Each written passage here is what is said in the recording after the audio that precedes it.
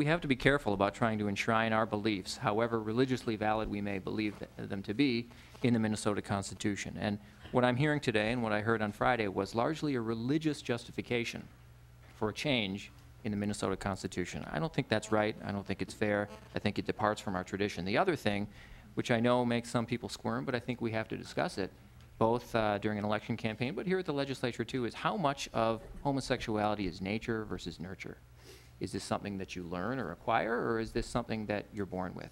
Is this just another lifestyle choice like skateboarding or gardening? Or is this something that's innate with a human being? And I want to take a page from what I heard last Friday in the Senate testimony. There was a member of the clergy, forgive me, I can't remember his name, and he said, you know what? Sexuality and sexual orientation are a gift from God. And I think that's true. And I think the scientific evidence shows more and more every day that sexuality and sexual orientation are innate and something that people are born with.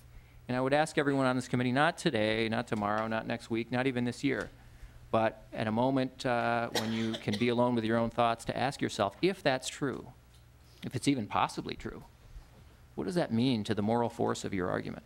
Just ask yourself, not now in the glare of the Capitol and caucuses and interest groups, but ask yourself, if it's true that sexual orientation is innate, God-given, then what does it mean to the moral force of your argument? And I guess to put it in the vernacular, what I would ask is, how many more gay people does God have to create before we ask ourselves whether or not God actually wants them around?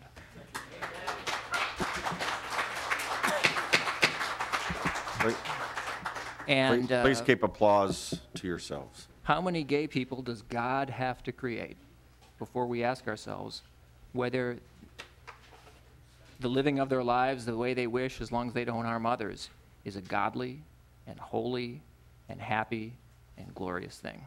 I've answered that for myself. I don't think everyone's answered that for themselves necessarily in this room.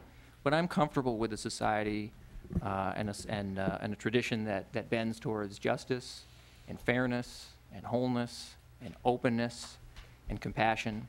And I do think, as others have said before me more eloquently, that that's where the arc of history is bending as well. And I truly believe that in a generation, maybe not even a generation, but certainly many generations from now, if we pass this, if we put it on the ballot, if this becomes part of our Constitution, history will judge us all very, very harshly.